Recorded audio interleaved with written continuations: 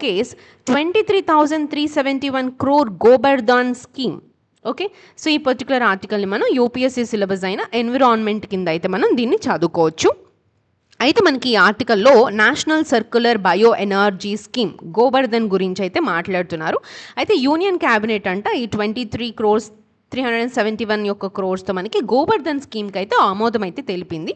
అయితే ఈ స్కీమ్ యొక్క మెయిన్ లక్ష్యం ఏంటంటే కంప్రెస్డ్ బయోగ్యాస్ ఈ యొక్క ప్రొడక్షన్ని పెంచడం. సో దీనివల్ల మనకి అగ్రికల్చర్ వేస్టేజ్ ఏదైతే ఉందో దీన్ని ఉపయోగించుకోవచ్చు, క్లీన్ ఎనర్జీ అనేది ఉత్పత్తి అవుతుంది, మరియు ఫార్మర్స్కి కూడా అదనపు ఇన్కమ్ అనేది వస్తుంది, పొల్యూషన్ కూడా తగ్గుతుందని చెప్పి అయితే చెప్తున్నారు. అయితే యూనియన్ క్యాబినెట్ వచ్చేసి మనకి Gobardhan national circular bio energy scheme, okay, ఈ స్కీమ్ని అయితే ఆమోదించింది. ఇది 2035 నుండి 36 వరకు కూడా అమల్లో ఉంటుంది. అయితే దీనికి ఒక 23,371 crores నిధులు అయితే కేటాయించారు. సో దీని యొక్క ముఖ్యమైన లక్ష్యం సిబిజీ కంప్రెస్డ్ బయోగ్యాస్ యొక్క ఉత్పత్తిని దాదాపుగా 10 రెట్స్ వరకు కూడా ఇంక్రీజ్ చేయడం. ఓకే, అయితే అసలు గోబర్ధన్ అంటే ఏంటంటే galvanising organic bio agro resource Dhan, అంటే ఇది ఒక ఆర్గానిక్ వేస్ట్ని ఉపయోగించి బయోగ్యాస్ మరియు కంప్రెస్డ్ బయోగ్యాస్ తయారు చేసే ఒక నేషనల్ బయో ఎనర్జీ ప్రోగ్రామ్. అంటే ఏంటంటే వేస్ట్ టు వెల్త్ అనే కాన్సెప్ట్ మీద అయితే మనకి ఇది పనిచేస్తుంది. సో దీనిలో మనకి ఏమేమి రా మెటీరియల్స్ యూజ్ చేస్తారంటే క్యాటిల్ డంగ్, ఈ పశువుల పేడ ఉంటుంది కదా, ఇది కానివ్వండి, మనకి క్రాప్ రెసిడ్యూ కానివ్వండి, షుగర్ ఇండస్ట్రీ నుంచి వస్తున్న వేస్టేజ్, మున్సిపల్ ఆర్గానిక్ వేస్ట్ కానీ, ఫుడ్ వేస్టేజ్, ఇంకా ఏదైనా బయోమాస్ని ఉపయోగిస్తారు. దీని నుంచి మనకి కంప్రెస్డ్ బయోగ్యాస్ని అయితే తయారు చేస్తారు. సో బయోగ్యాస్ని ప్యూరిఫై చేసి, ఈ కంప్రెస్డ్ బయోగ్యాస్ అంటే బయోగ్యాస్ని ప్యూరిఫై చేసి కంప్రెస్ చేసిన ఫ్యూయల్ అనమాట. సో దీన్ని మనం సిఎన్జి వెహికల్స్లో ఉపయోగించుకోవచ్చు, పైప్డ్ న్యాచురల్ గ్యాస్తో బ్లెండ్ చేయొచ్చు, మరియు ఇండస్ట్రీస్లో కూడా అయితే ఈ పర్టికులర్ సిబిజీని అయితే ఉపయోగించుకోవచ్చు. ఇది ఒక క్లీన్ రెన్యూవబుల్ ఫ్యూయల్ అనమాట.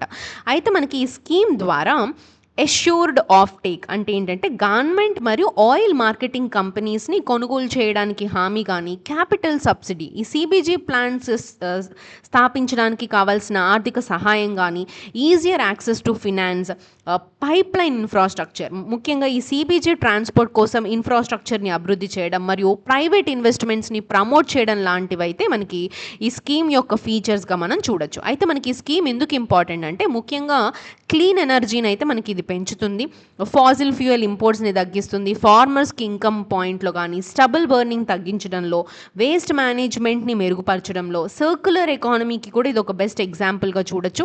నెట్ జీరో ఆఫ్ ఇండియా యొక్క టార్గెట్స్కి కూడా ఇది ఉపయోగపడుతుంది. అయితే దీంట్లో కూడా కొన్ని ఛాలెంజెస్ ఉన్నాయి, ముఖ్యంగా బయోమాస్ కలెక్షన్, ట్రాన్స్పోర్టేషన్ కానీ, ఇనీషియల్గా ఈ సిబిజీ ప్లాంట్స్కి సంబంధించిన ఇనీషియల్ కాస్ట్ కానీ, టెక్నాలజీ అడాప్షన్ కానీ, ఇలాంటి కొన్ని ఛాలెంజెస్ అయితే మనం చూస్తాం. But the scheme is important. ఎప్పుడైనా సరే మనకి కరెంట్ అఫైర్స్ చదువుతున్నప్పుడు ఏదైనా స్కీమ్స్ ఇలాంటివి వచ్చినప్పుడు కొంచెం ఫోకస్గా చదువుకోండి, ఎందుకంటే మనకి ప్రిలిమ్స్లో ముఖ్యంగా స్కీమ్స్ నుంచి కూడా క్వశ్చన్స్ అనేవి వస్తూ ఉంటాయి. And especially this scheme is important because ఇది ఒక క్లీన్ ఎనర్జీని జనరేట్ చేస్తున్నప్పుడు ఇలాంటి ఒక స్కీమ్ అనేది definitely this is an important article. Okay, so ఒకసారి మనం క్విక్గా చూద్దాము. The union cabinet approved the national circular bio energy scheme Gobardhan with an outlay of 23,371 crore. So Govardhan means galvanizing organic bio agro resource done.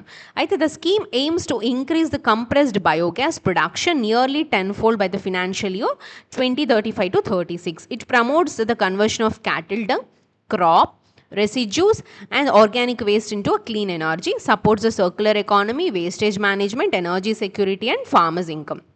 So this is relevant for renewable energy, biofuels and climate action. Okay.